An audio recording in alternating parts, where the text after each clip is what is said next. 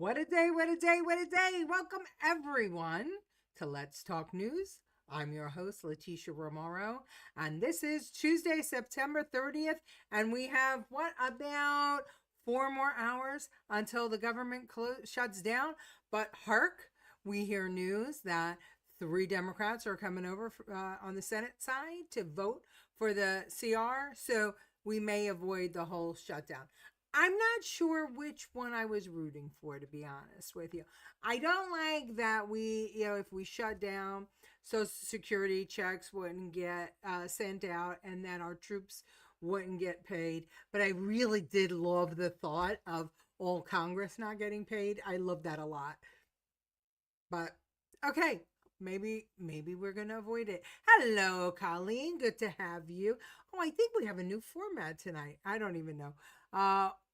What a day, right? Yeah, it's so much is happening. Hello, Francine. Good to have you. Hello, Mama. Good to have you. And Andrew Dorman. Good to have you. Yeah, so much going on. From well, I think that the thing that we're going to talk about, and I love the most, happened yesterday, but kind of spilled in today, with the president announcing his peace deal. And we're going to talk about that in a little while. But I hear too that Hamas is leaning towards accepting the peace deal, which is really, really. I sound low? Oh, interesting. I sound low. Usually I sound very, very loud. So let's see if there's something wrong with my audio. I've got my hello, hello, low. Yeah, it does sound low, huh? All right, I might take it out. Let's see. Let's see if this is better. Oh, wait. I don't know if I could pull it out. Hold on, let's see. Does everybody say I sound low? Hi, Susan Durema. Good to have you here. What the heck could be the problem with me sounding low? Is that any better? I mean, I can put my voice into it. The problem is that if you hear it on playback, then your ears, your eardrums burst. Can we trust Hamas? No, of course not. I mean, of course we cannot trust Hamas. But I look at it this way. Who we can trust is a lot of the Middle East and a lot of our allies who are getting on board with this. You say good audio. Mom says good audio. Mom is hard of hearing. So, Colleen, put your speakers up. Maybe that's the problem. Okay. Well, I don't know. Should we talk about Trump? All right, let's talk about the peace deal right now. We could start with the peace deal, and then we'll talk a little bit about Pete Hegseth. How's that? I mean, he was amazing today.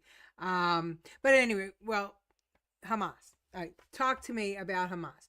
We can't trust Hamas. But here's what I'm thinking, right? Is that they're painted into a corner. If everybody is on board, if Europe is on board, Tony Blair is going to be the head of this committee. If Europe is on board and the Middle East, I mean, here's who's with it. A spokesman for the Qatari Foreign Affairs Ministry said that the mediators, Qatar and Egypt, delivered Trump's plan to Hamas on Monday in Doha, and that a discussion would take place later Tuesday. As the world awaited Hamas response, global powers lined up behind the U.S.-backed plan to end the Israeli assault and free hostages still held in devastated Palestine and enclaves. In a joint statement, Saudi Arabia, the United Arab Emirates, Qatar, Egypt, Jordan, Turkey, Indonesia, and Pakistan welcomed the 20-point plan, calling Trump's efforts sincere. It has also received support from Europe, where a number of countries had recently defied Washington to formally recognize Palestinian statehood. British Prime Minister Keir Starmer and French President Emmanuel Macron urged Hamas to agree to the plan, while Germany and European Union itself offered a public backing. The Palestinian Authority, which partially runs the occupied West Bank, welcomed the plan, praising Trump for his sincere and tireless efforts to end the war in Gaza. So can we trust them? No. But Okay, good. All right, so you have good audio here. I didn't know Qatar was a 9/11 terrorist. I get it, but everything has changed, right? I mean, look, things don't just stay. Hi. Oh, hi everyone. Oh, very good, Gloria. You're very cute. Leadership changes, right? I mean, would anybody have negotiated with us last year? I mean, last year they thought is all they had to do is sit on grandpa's knee and they'd get money, and they were pretty much right. So, I understand that these people have historically not been our friends, but new leadership, new way of thinking, different ideals. So maybe Hamas are suicidal, homicidal terrorists. They will never stop trying to kill Israelis. So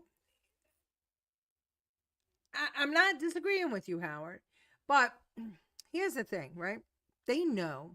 So Trump announces this plan, and I'll play a clip in a minute. And then today, Pete Hegseth goes out in front of the military, the commanding officers and generals, and explains to them how we're going to get the warriors back in fighting form. I don't think that timing was haphazard or coincidental. You see what I'm saying? At a certain point, religious fanatics are willing to martyr themselves for their religion. And I believe that we are going to see that happen. And I think, though, if everybody gets together and they don't do what they're supposed to do, Hamas, then they're really going to be destroyed. Because now everybody's had enough. Because things have changed, right? We've moved on. I mean, all of these countries are assimilating into a little bit of a Western culture. They're young people with X and social media and all that. They're young people, like young people around the world. They want different things. And they're not going to be willing to be religious fundamentalists. And they're not willing to be martyrs for Allah. Yep, Pete was great. Back in shape, kids. We are in preparation mode. However, what's happening within our government is the war we have at this point. You're right. You're right about that. Absolutely right about that. But it's not coincidental, is what I'm saying, right? I mean, they announced this. The timing of all of this is, they're rolling out a media package. And I do think that we're going to see an agreement to keep the government open. And I think that that's going to really make Trump look good. Hamas is all about the land. They don't care about the Palestinian people. Look at Singapore and Hong Kong, densely populated, tiny countries that are super successful. That could have been the Palestinians, but Hamas will never let that happen, right? Which is why Hamas needs to get gone, either conform or get gone. And I think one way or another, it's going to be, they're going to either conform or get gone. And as I said, everybody's on board with this. Everybody's on board. So I don't know. Well, listen to how Trump presented it and how it was presented. This is, remember, I show clips from entities that don't care for the president or conservatives. This is from CBS. Listen. President Trump has secured Israeli Prime Minister Benjamin Netanyahu's backing for a U.S. proposed Middle East peace deal. The White House's 20-point proposal for peace in Gaza would see an immediate end to the war and the release of all hostages being held in the enclave. Hamas has yet to respond to the proposal, but speaking at the White House, the president and Israeli leader issued this warning if Hamas does not get on board. I have a feeling that we're going to have a positive answer. But if not, as you know, Bibi, you'd have our full backing to do what you would have to do. But if Hamas rejects your plan, Mr. President, or if they supposedly accept it and then basically do everything to counter it, then Israel will finish the job by itself. This can be done the easy way, or it can be done the hard way. Let's jump now to CBS News foreign correspondent Remi Inocencio, who is in London. Remi, good morning. So what more do we know about this 20-point plan and exactly how it might work if Hamas were to agree to it? Right, Errol, and good morning to you. And in fact, we've got some breaking news here. CBS News has learned that Hamas and other Palestinian factions are now leaning toward accepting President Trump's 20-point peace plan. This is coming to a source close to the process, and they will apparently present their response to Egyptian and Qatari mediators tomorrow. Now, if this actually happened, and this is probably the most promising news that we've heard in this whole entire past several months, right? The most immediate actions would be, one, a freeze in the fighting. For Israeli forces, they would then have to withdraw to some agreed upon line, which is yet to be determined. There would also be the flow of full aid back into the Gaza Strip. And then in the next 72 hours after that, Errol, Hamas would need to free the rest of the hostages. Those are believed to be about 50 or so, alive and dead. Then that would trigger a couple other actions, a bit of a domino here. Israel would then free nearly 2,000 Palestinians in detention, and they would give Hamas, some members at least, amnesty and safe passage out of the Strip. The caveat there, of course, is if they, quote, commit to peaceful existence as well as give up their arms. From there, the plan gets a little fuzzy in terms of timeline and detail. There is something about President Trump chairing a so-called board of peace that would oversee a transitional government. His name would also appear on an economic plan to rebuild Gaza. At this point, then, the plan refers to the Gaza Strip as New Gaza. It also says that no one will be forced to leave, but only gives a brief mention of Palestinian statehood. In effect, what we're seeing here in this 20-point plan, Errol, is the U.S. attempt at nation building, but in the end, potentially without a nation. And so, Rami, with that news that Hamas is leaning toward accepting this U.S. proposal, this would then make this the closest we've been to a ceasefire agreement in many months. That's quite significant. Absolutely, yes. And we are, of course, waiting for that official response from Hamas tomorrow. We already got word yesterday from a White House official to CBS News saying that Hamas negotiators had received that proposal and that they were reviewing it in good faith. That came from the Prime Minister of Qatar, as well as the intelligence chief of Egypt. But, you know, there is reaction coming out from Israel. Again, this hope, this optimism from Israeli hostage victims. Let's take a listen. This is very, very good news. President Trump, like he said, is totally committed to bringing peace and prosperity to this region. The earth is calling for ending this war and bringing all the hostages, the lives and the dead, home. World. There's cautious but apparently broad support for this plan from Egypt, from Jordan, from Saudi Arabia, from Turkey. In addition, around the world, India, China, Russia, Germany, all weighing in, welcoming this plan. There is a faction, though, that is against it. Israel's far-right ministers, in particular the finance minister, saying this is a resounding diplomatic failure. There's so much hope that peace can come to the region. We'll watch this closely. Rami, we appreciate you bringing us those breaking news items. Thank you. I know it was a long clip, but it encompassed everything that happened yesterday and today with respect to this deal. So I wanted you all to see it, and I wanted you all to see it from the enemy, because I just love when the enemy chokes on having to deliver positive Trump news. Insert villainous laugh here. So at any rate, here you go. You know, at the end of the day, Hamas doesn't accept the deal and they get fired on by all sides.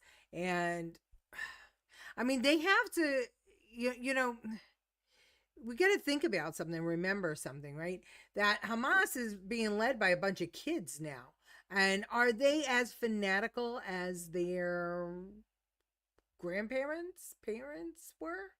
I mean, you know, they see everybody else. Well, I guess they don't see everybody else, but I'm sure that we're going to get the information out there that there is a lot of other things going on besides dying for your, you know, martyring yourself for your religion, and maybe they want a little bit of that. Yeah, okay, so yeah, Senator shut down. Did you see the Schumer meme with Hakeem Jeffries? I did. You know, I did. If you didn't, I'm not posting it here, but it was an AI generated video, and Hakeem Jeffries was wearing a sombrero, and Schumer was made to say, I don't know, something about, people don't like the Democrats. And the president actually truthed it. So, and it was all over social media. I agree with BB. Enough is enough. Okay. Amazing that they reported positively. Well, what are they going to say? They don't want peace in the Middle East. I love when they get checkmated. They have no choice, but they had to get those hits in the end, right? About the right wing Israelis saying never, never, never. So I didn't see it. It's on your page, Debbie Lebedo. Yeah, it is. Oh, Beer Nuts with us. Beer Nuts, how are you? I mean, they're calling it a racist meme. I don't think it's a racist meme. I think it's just silly. I don't know why we would do AI generations of Jeffries and Schumer, because they're clowns enough in person. Why are we going to try and put words in their mouth? I don't understand it. I much rather let them laugh at them because of what they actually say coming from their mouth, rather than somebody's AI generation. Okay. Also happening today, we talked about, was Hegseth and what he's doing with the military. Trump sets them up. How can you go against peace? Sorry, I got to put that on the screen. Yeah, I mean, they can't. Well, that's the whole thing with this, is that this whole peace deal thing, that you can't report negatively on it, and if it goes through, Trump's a hero. And if it doesn't go through and they, blast Hamas off the face of the earth, Trump's still a hero. So you get it? But even more importantly is, it takes an issue away from the lefties, right? Because right now we're infiltrated by, the pro-Palestine people.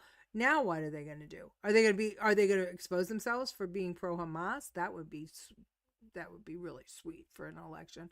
Schumer is all about shutting down the government because AOC will bend him over. Yeah, well, there's a certain point where you got to know when to get out. That's the point. Yeah. T, you are getting lower. Oh, I'm getting lower. Okay, I don't know. I might ditch this microphone, but I can't do it tonight, so I'll do it tomorrow night. Well, they have no... Oh, I know why. Wait, let's see if this changes it. Hold on. No. Hold on. Give me 1 second. Echo cancellation. And that. See if that works.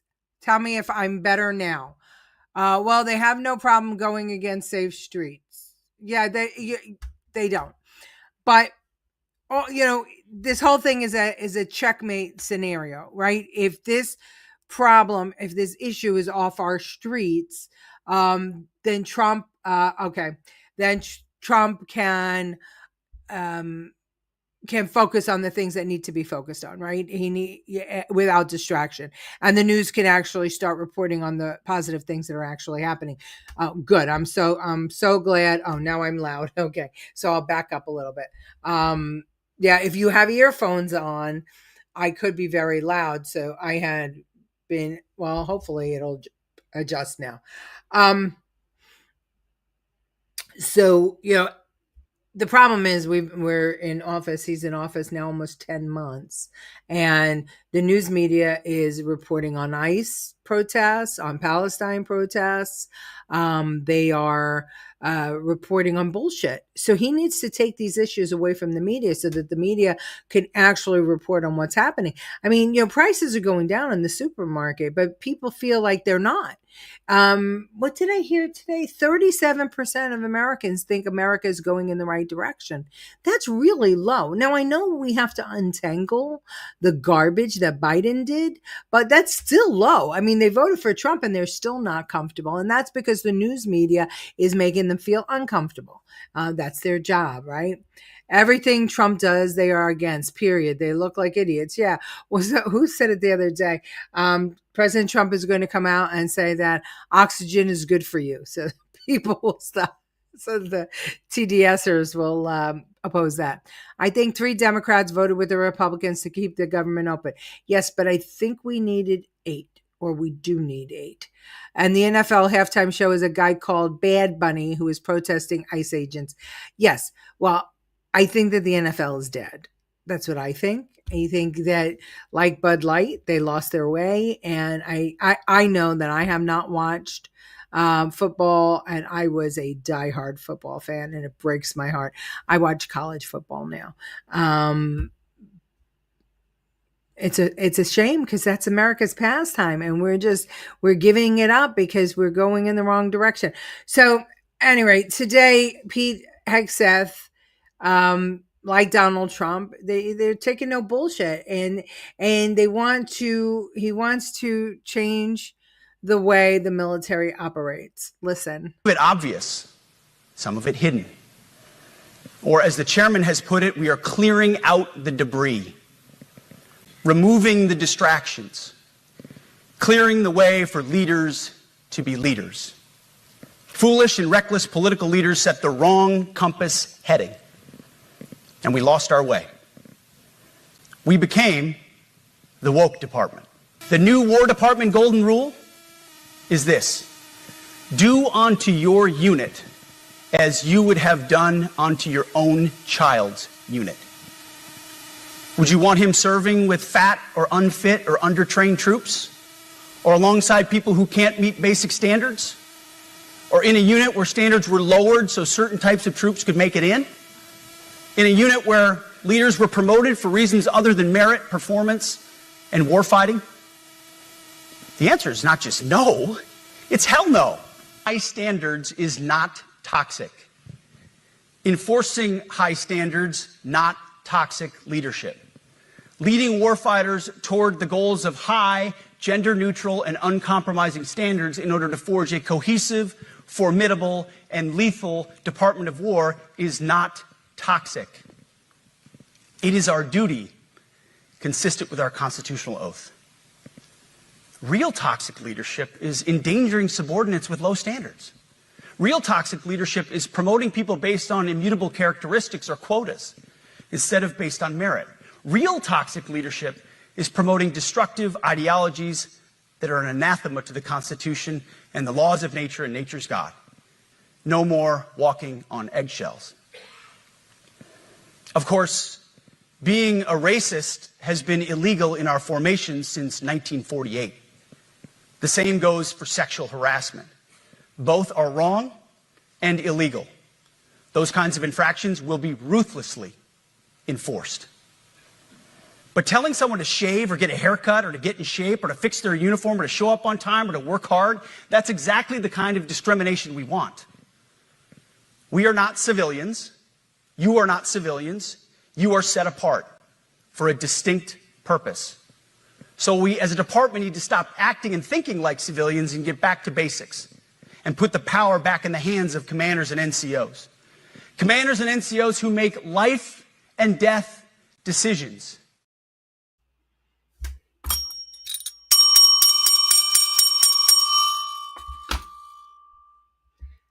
They are not civilians.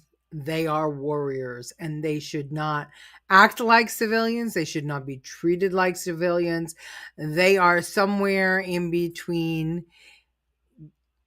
I want to say, mini gods and law enforcement, and they are everything that is right with America, and we should treat them like the heroes that they are.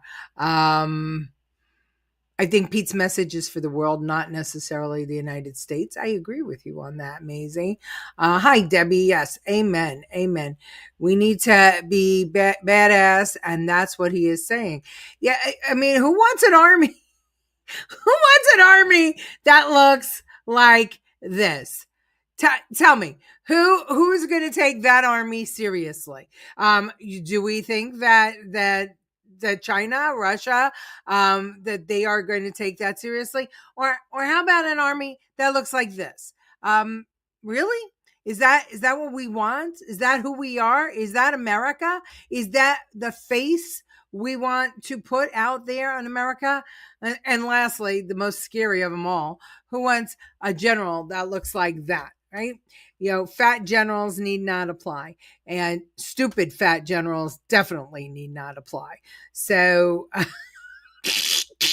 I hate Millie. I hate him. I appreciate that he's military, but I think that he is the worst kind of deep state military. I just hate Millie.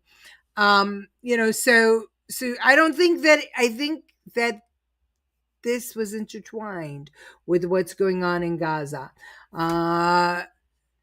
They should at least give them pink army uniforms. No, they should not. They should not give anybody pink army uniforms. Train defenders at any cost and then pay it. And honestly, I think that the one thing that he missed was he needs to give them a raise. We all need to give them a raise. That was exactly accurate. So proud of this administration. Me too. The warriors are becoming warriors again, going back to being warriors. They used to be. They use your high price ticket money for halftime trash. Oh yeah, she's talking about Bad Bunny and the NFL. But the problem is that the woke knows no boundaries, right? And who caved to them? Who caved to them? We did. And if Americans keep on supporting entities that keep on going against our nature, then we're going to get what we deserve.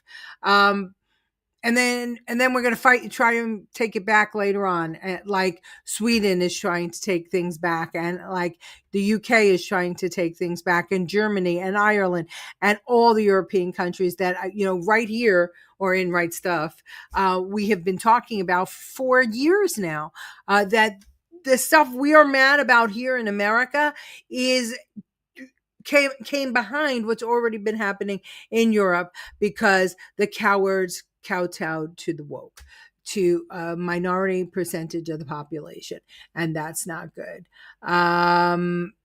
They should have the same for our police. You're right. Yeah, but the police are different. They're city and county jurisdictions in sovereign states, so we can't do anything about it. Just like the New York Yankees are always clean shaven and impeccable, demanding respect and being disciplined. Yeah, what did he say? No beardos. We're getting rid of the beardos. We need an army that's an army, and or a military that's a military. And listen, there are going to be some men who are not going to be able to achieve the standards, and there are going to be some women that are going to beat out men in achieving the standards. I don't care if you have in any or an Audi. If you can carry your comrade and a 150-pound backpack, and if you could shoot your target at 350 yards, I want you. I want you as a combat military, right? So, of course, the ladies of The View thought, Hexed is, and that's why I included that little clip at the end about racism and bigotry, that it is illegal and it remains illegal. But the ladies of The View are, clutching their pearls, that how, he's being toxic masculinity. Yeah. I want my military to be filled to the brim with toxic males and some toxic females sprinkled in between. Really, really great idea, because then people will fear us and we will win wars. And that is what the whole objective of the military is. And if you have a strong enough military that enough people are frightened of, you're not going to have to fight a war. And you know what? Here's the best thing. As Pete Hegseth is shaping our official military into shape, we have to remember that America owns more personal firearms than any country in the world. So who knows? God forbid anybody tries to invade on this soil. You're going to have a whole bunch of good old boys and gals in their GMC pickup trucks. And by the time the military gets deployed, we'll have taken care of it. So, and we've seen that 1,000 times, right? We saw that with Sandy, that, by the time the government got, got their asses in gear, our volunteer organizations were already out there doing the job and feeding people and taking care of people. We saw that in North Carolina. So who knows? The people on the 5 didn't know what FAFO meant. Okay, well, they don't spend a lot of time on Facebook. In case you don't know, it's fuck around and find out. I miss masculine men. Well, I think, the last few might be on this program and in my family.